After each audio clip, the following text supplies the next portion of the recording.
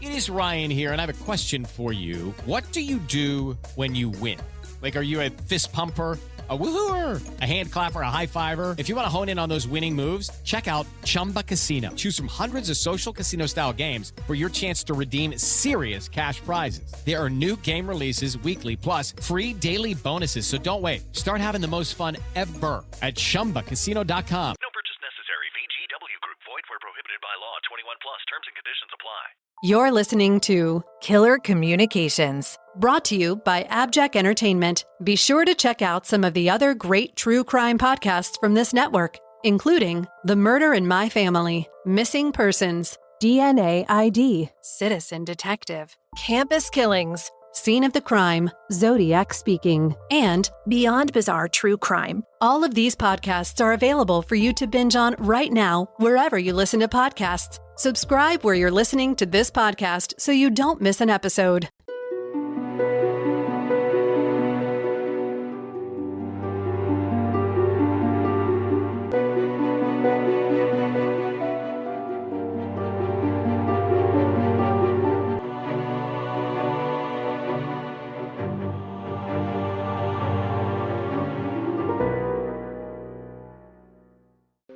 Circleville, Ohio would find itself embedded in a deeply disturbing mystery for almost 2 decades.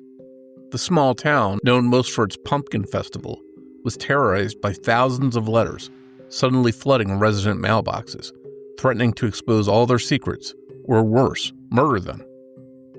While many theories exist about who the writer may have been, no one person has ever been unequivocally connected to the Circleville letter-writing campaign, and the case remains unsolved. But for any potential theories about who wrote the letters and why, we have to go back to the beginning. Chapter 1. Strange Letters. On March 2, 1977, Circleville's Westfall High School Superintendent Gordon Massey received a strange letter in the mail. In distinct block print on a sheet of notebook paper, the letter, which had been postmarked from Columbus, Ohio, about 30 miles from the small town of Circleville, and bore no return address, was written as follows. Dear Sir, according to my girlfriend, you have asked her to go out many times and have asked the other female bus drivers too. Due to your position and their jobs with you, you should not do this. This must stop at once for the good of the school and families. If they are not stopped, I will be forced to write to that school board, and I'd hate to do that. To prey on another man's girl is untouchable, especially when they're out trying to make a living. There's also talk of you dating a married woman and taking advantage of them. Do you need time and names again? Please think. I suggest you find yourself a pimple-faced whore and start up with her and leave my girl alone. Now, Mr. Massey was in charge of running the school bus lines, and he did hire the drivers. But as of the time of this letter's arrival, there had been no formal complaints about him from any of the workers. While that doesn't mean that Mr. Massey wasn't harassing his employees, there's simply no public record of it. And he was reportedly very well liked by many of the school employees and respected in the community. Before Mr. Massey had any time to figure out a reply, or even decipher who could have wanted to send him such a correspondence, a second letter arrived, addressed to the Westfall School Board only 2 days later. In the same handwriting as Mr. Massey's letter, this note stated, Dear School Board, this is to inform you that you have several dissatisfied female drivers due to their working relations with their boss. He dates a lot of the drivers. He constantly asks several of them over and over. No one ever stops him. He will not take no for an answer from a couple of them. It even bothers some that he has not asked. They would like the chance to tell him where to go. Under these circumstances, they cannot be treated equally. He picks on the weaker ones constantly. This is a terrible working condition and must be stopped for the sake of the schools and the families involved. Some have even considered a bargaining unit for job protection. He's a nice guy on the outside, but please talk to your drivers independently for the full facts of how he is to work for. Please talk to them and treat the problem. Some are nervous and shouldn't be driving under additional pressure as this. After me writing this letter, I sure hope he does not upset my girl for his sake. On the same day this letter arrived to the school board, one also arrived for the superintendent of all the Circleville schools, stating, Dear Superintendent, this is to inform you several of your bus drivers are working under pressure due to their boss constantly putting the moves on them. Some like it. The decent ones don't. Is he getting paid to run the women or run the bus lines? Again, some move behind him because they need the attention and are weak. Should this position be filled by someone capable of taking advantage of his job, school, and people that work for him? Is this the type of family man that we need in a position such as this? Capable of using working women because of his advantages? One woman dates him because of her job. This is a terrible working relation, and something must be done about it.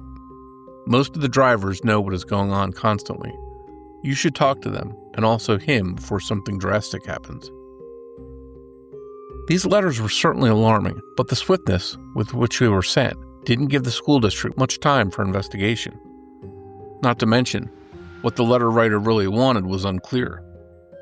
On one hand, it seemed the writer was upset that Mr. Massey had made sexual advances towards their girlfriend, and they were writing to tell him to stop.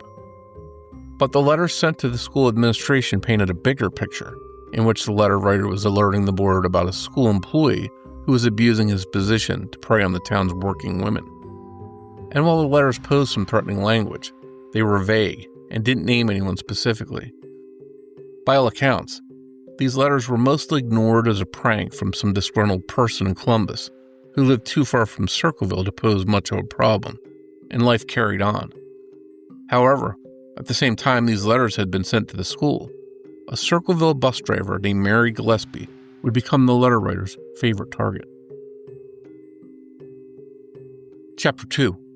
Postmarked Columbus. On a cold March afternoon, Mary Gillespie, who was a married mother of two, took her mail out of her mailbox to find an envelope addressed to her in block handwriting. Postmarked from Columbus with no return address, she opened it with curiosity. But waiting inside was something she'd never dream of reading.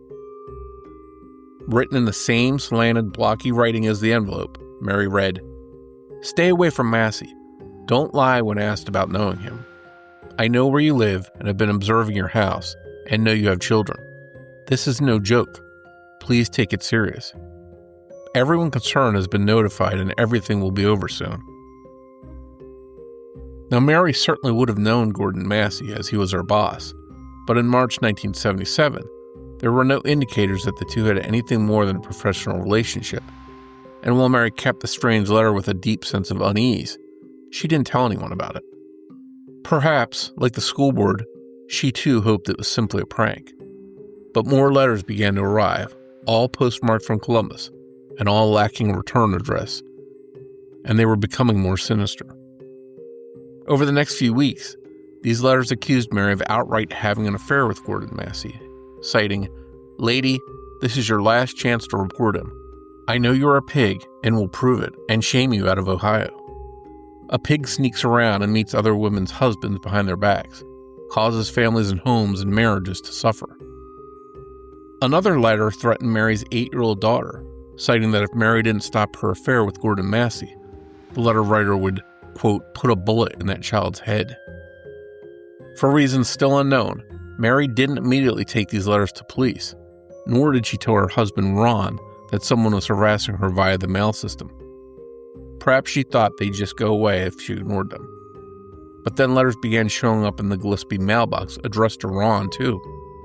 They were also postmarked from Columbus, and these letters urged Ron to confront his wife about her affair. He, too, ignored this first letter and said nothing about it. But 2 weeks later, another letter followed, and this one was terrifying. It read, "Attention, Ron Gillespie. You've had 2 weeks and done nothing. You are a pig defender. You are also a pig. Make her admit the tryst and inform the school board. If not, I will broadcast it on posters, signs, billboards, until the truth comes out. Only pigs ride motorcycles. Good hunting in your red and white truck on your way to work." Remember, she hung in his office constantly until she broke up his marriage and home.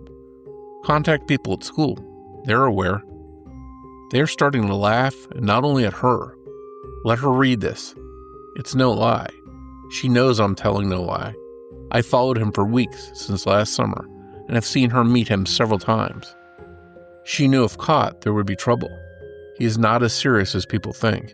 He isn't concerned about your family, only himself. He can't have affairs with school employees and keep his job. He knows what I want. When he quits, I'll go away.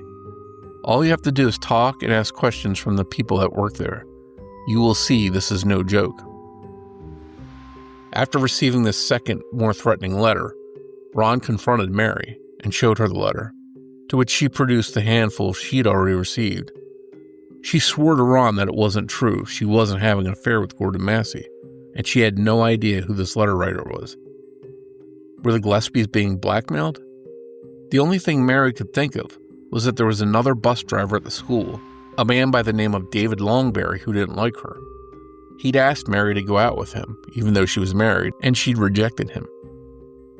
She wondered if it was possible, had he taken the rejection so badly that he was trying to scare her? But if it was him, it didn't explain how all the letters were being postmarked from Columbus. Based on later court testimony, it was suggested that Ron brought the threatening letters to the Pickaway County Sheriff's Office, but he was told they didn't have time to investigate them. According to later testimony, Ron felt the only way to deal with the problem was to take matters into his own hands.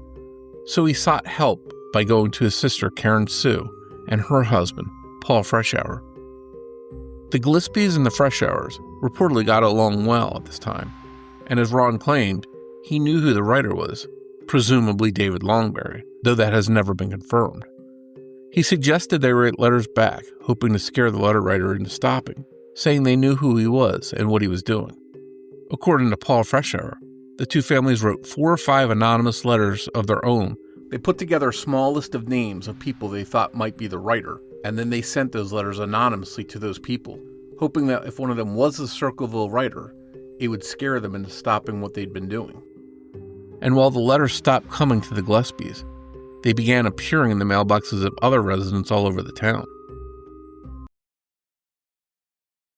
Bubba Wallace here from 2311 Racing. Funny thing about being fast, you end up waiting a lot. First to show up, first in line, then just waiting. Me, I rev up Chumba Casino. With over 200 social casino games, no slow lanes here. Why sit around when you can spin? I'm already racing. Your turn. Play for free at ChumbaCasino.com. Let's Chumba. Sponsored by Chumba Casino. No purchase necessary. VGW Group. Void where prohibited by law. 21 plus. Terms and conditions apply. Chapter 3. A Fatal Encounter. Throughout the next few months, hundreds of letters flooded the Gillespies' neighbors, all variations on a theme about Mary having an affair with Superintendent Massey. Then, during the school year, handmade signs began peppering the bus routes. Vulgar language painted on cardboard accusing Mary Gillespie of adultery, as well as containing debauched details about the Gillespies' underage daughter. Ron went through the town frequently to remove the signs, but they were always replaced in a few days. And though Mary continued to deny she'd ever had an affair with Gordon Massey, the situation put a ton of stress on the family. So on August 19, 1977, Mary took her sister-in-law, Karen Sue, to go away for ladies' weekend. She needed a break from the letters and the signs, and Ron stayed home with the Gillespies' 2 children. That night at around 10 p.m., Ron received a call that his daughter recalled made him very angry. He told her he was going out to confront the letter writer, and after kissing her goodbye and telling her he'd be back in an hour or 2, he took his loaded revolver and drove away in his pickup truck. He never came home. Police found his truck smashed into a tree later that night, only 7 miles from his front door. Ron was dead inside the truck. The police investigation and subsequent autopsy revealed that Ron had died from the impact of the crash, and he had a blood alcohol level twice the legal limit. It was also determined that his revolver had been fired prior to the crash, though the bullet was not found at the scene or in the truck. Other details showed he had been driving at a high rate of speed at the time of the crash and not wearing a seatbelt, which half ejected him upon impact. The truck's tire marks showed that he had clearly lost control of the vehicle and ran off the road before hitting a tree. Ultimately, Ron's death was ruled an accident. Those children would later testify that Ron was not a big drinker, and they had not seen him drink the night that he took the phone call, and when he left, he didn't appear drunk. But at the time, his children were around 8 and 15 years old, so it's possible that Ron drank privately, or they just didn't notice. Upon getting the news, Mary rushed back from her trip, but there was nothing she could do. Ron was dead, and she was a widow. It appeared that this was a tragic accident and a terrible situation, but the mysterious letter writer didn't seem to care about the Gillespie family's grief. As news of Ron's death made its way through the small town, more letters arrived in resident mailboxes in the now very well-known blocky print. Those letters blamed Mary for her husband's death, citing her continued affair with Gordon Massey as the reason. The letters also claimed that Ron's death was not an accident. It was a murder, and the sheriff's office was covering it up to keep Gordon Massey from facing prosecution for his adultery. Ron's death also gave the letter writer a new target in his strange campaign, Deputy Sheriff Dwight Radcliffe. The letters claimed that Sheriff Radcliffe had personally hidden evidence and botched the Gillespie crash investigation to cover up for Gordon Massey. Other letters cited that Radcliffe was guilty of cronyism and corruption, and that, like Superintendent Massey, Radcliffe was a tyrannical danger to the morals of small-town Circleville. And while we'll never know if these letters may have colored Ron's brother-in-law, Paul Freshour's view of the sheriff, or if there were other reasons, Paul did believe that Ron's death had not been an accident. Chapter 4. Accident or Murder? When later asked how Paul had first found out about Ron's death, there are two different stories. According to Paul, he had been working a 3 to 11 a.m. shift at the Anheuser-Busch factory, where he was a manager on the night of Ron's accident. He claimed that Sheriff Radcliffe called him at work to tell him about Ron's passing, and Paul had immediately gotten coverage and left for the police station. He would later say he became frustrated with the sheriff upon being told Ron had been intoxicated and run off the road, citing, like Ron's children, that Ron wasn't a drinker and that it seemed suspicious. Paul would later claim this made Radcliffe angry and turned him and the whole Ohio law enforcement agency against Paul for questioning their authority. However, Sheriff Radcliffe had a very different story. According to him, he had gone to the home of Ron's elderly parents to make Ron's death announcement, and that's where he talked to Paul Freshour over the phone. He also claimed that Paul came to the elder Gillespie's home and met with the sheriff there, not at the police station. This discrepancy and the sheriff department's refusal to reopen Ron's case as a homicide prompted Paul to be extremely publicly critical of Radcliffe and the Ohio police agencies. Over the course of the next several months, Paul Freshour consistently showed up at the sheriff's department with information on Ron that didn't match their investigation. He pled with them to believe him that something very bad had happened to his brother-in-law. He often became frustrated at their seeming lack of interest, citing that he knew his own brother-in-law better than they did, and the letters that Ron had been receiving prior to his death showed that someone had threatened his life. It couldn't be a coincidence that he died on the very night he claimed to have gotten a call from the letter writer. But from the police perspective, there was no evidence pointing to foul play, and while the letters Ron had received were disturbing, everyone in the town had been getting them, and Ron was the only person to have had a fatal car crash. Statistically to police, Ron's death did simply look coincidental. And with the letter writer seeming to have turned his attention to attacking Sheriff Radcliffe, did that take Mary Gillespie out of the letter writer's sights? Unfortunately not, though she didn't receive another threatening letter until 1983. Hello, it is Ryan, and I was on a flight the other day playing one of my favorite social spin slot games on ChumbaCasino.com. I looked over at the person sitting next to me, and you know what they were doing? They were also playing Chumba Casino. Everybody's loving having fun with it. Chumba Casino is home to hundreds of casino-style games that you can play for free anytime, anywhere. So sign up now at ChumbaCasino.com to claim your free welcome bonus. That's ChumbaCasino.com and live the Chumba life. Sponsored by Chumba Casino. No purchase necessary. VGW Group. Void where prohibited by law. 21 plus. Terms and conditions apply. Chapter 5. Attempted Murder.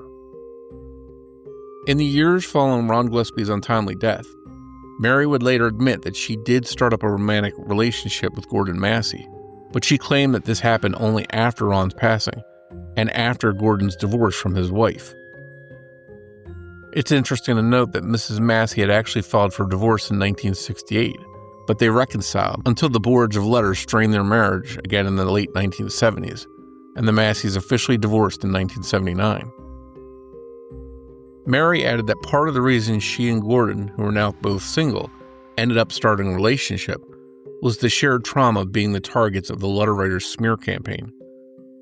While we'll never know if the two only had a relationship after they were single or not, there was, again, no hard evidence that they had ever had an affair, except for what the letter writer proposed. But while the letter writer had moved on from trying to destroy Sheriff Radcliffe's reputation, Mary Gillespie was horrified to open her mailbox to the well-known blocky print of a Columbus postmarked letter in February 1983. The letter writer seemed to know she'd begun dating Gordon, and the vitriol in the letter threatened that if she didn't stop, her daughter would pay the price. Only days later, as Mary was driving her school bus back to the depot, she spotted a handmade sign attached to a fence proclaiming horrific obscenities about her 13-year-old daughter. Mary stopped the bus and tried to remove the sign so her daughter wouldn't see it when she went to school, but as Mary went to pull it down, she noticed an odd welded box attached to the signpost. She carefully took the box along with the sign and brought it to the police station. When they opened it, they found a loaded handgun surrounded by styrofoam that had a piece of twine attached to the trigger. It was a booby trap, specifically laced to have shot 2 bullets at eye level into whoever tried to pull the sign off the fence. If Mary hadn't noticed that box, she very well may have been shot in the forehead at point-blank range. This led to the question, was the letter writer really trying to kill her? And had he already killed her husband in 1977? The police still weren't convinced, but they at least had some hard evidence in the gun, and they were able to track the serial number to a man who worked at the Anheuser-Busch factory, and he had an interesting story. He told police he'd sold the gun to his coworker, Paul Freshour. That's right, the same Paul Freshour who was Mary Gillespie's brother-in-law. When police interviewed Paul about the weapon, he admitted that the gun was his, but he had no idea how it had gotten into a box meant to kill Mary Gillespie. He claimed that he kept the gun hidden in his garage and hadn't touched it or thought about it in many years, so it was possible someone may have stolen it, but he didn't know. However, this wasn't enough of an alibi for police, and Paul was arrested for the attempted murder of Mary Gillespie. Now, interestingly, as police were investigating the booby trap and Paul's involvement, they interviewed his ex-wife, Karen Sue. By 1983, the couple had gone through a nasty divorce in which Paul had obtained everything, including the house and custody of their children, while Karen Sue was residing in a trailer on Mary Gillespie's property. During their interview with Karen Sue, she suggested to police that she thought Paul had rigged the booby trap and also thought that she believed he was the Circleville letter writer. She claimed to have seen crumpled up letters written in the handwriting style so well known to everyone in the town in Paul's house. She couldn't show them to police as she'd thrown them away at the time, but the police decided to test her theory. Sheriff Radcliffe had some of the Circleville letters on file, and he asked Paul to do a handwriting test. This test has been contested over the years, as Radcliffe didn't ask Paul to write something and then compare it to the letters, as would be done today. Instead, he asked Paul to copy one of the Circleville letters to the best of his ability, to which Paul complied. Radcliffe found Paul's copy to be a close enough match that he officially charged him for being the Circleville letter writer, and it was upheld in the Ohio courts. Paul Freshour would be standing trial for not just attempted murder, but for almost a decade's worth of public harassment of residents and local officials. Paul proclaimed his innocence of both accusations, and while there was very little physical evidence tying him to the charges, it was up to the jury to decide whether he was innocent or not. We'll cover Paul's trial and its aftermath in detail in Part 2 of the Circleville writer case. Join us in 2 weeks for the conclusion of this case and our inaugural season of Killer Communications. Audience invitation. Is there a case or an unexplained communication you'd like us to cover? Please take the time to rate and review the show, and in your comments, tell us what case you'd like us to tackle. You can also follow us and reach us on social media. We're on x.com at KillerCPod, and on Facebook at facebook.com/killercommunicationspodcast. And be sure to check out our website, killercommunicationspodcast.com. Killer Communications listeners, if you want to support this show and get access to things like ad-free listening, early release episodes, and any bonus content, consider supporting us with an AbJack Insider subscription through Apple Podcast. For $4.99 a month or $49.99 a year, your AbJack Insider subscription will not only unlock all of these great benefits for this show, but for every podcast on the AbJack network of indie podcasts. Get your AbJack Insider subscription started with a free trial. Simply head over to Apple Podcast and search for AbJack Entertainment, and you'll find the option to set up and unlock your subscription and start enjoying all the benefits of being a subscriber. We'll also include a link in the show notes. Your support is greatly appreciated. Just a heads up, new episodes of Killer Communications air every other Saturday. Thanks for listening, and we hope you'll join us on the next episode of Killer Communications. Killer Communications is narrated and produced by Mike Morford for AbJack Entertainment. It's researched and written by Abigail Belcastro. Be sure to visit the show's website, killercommunicationspodcast.com, for past episodes, social media links, show news, and more.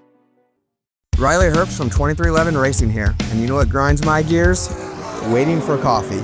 But instead of counting frappes and lattes, I fire up Chumba Casino. No apps, no fuss, just fun social casino games to pass the time. By the time my coffee's ready, Order for Riley! I've already taken a few victory laps. Next time you're stuck waiting, make it entertaining. Play for free at ChumbaCasino.com. Let's Chumba! Sponsored by Chumba Casino. No purchase necessary. VGW Group. Void where prohibited by law. 21 plus. Terms and conditions apply.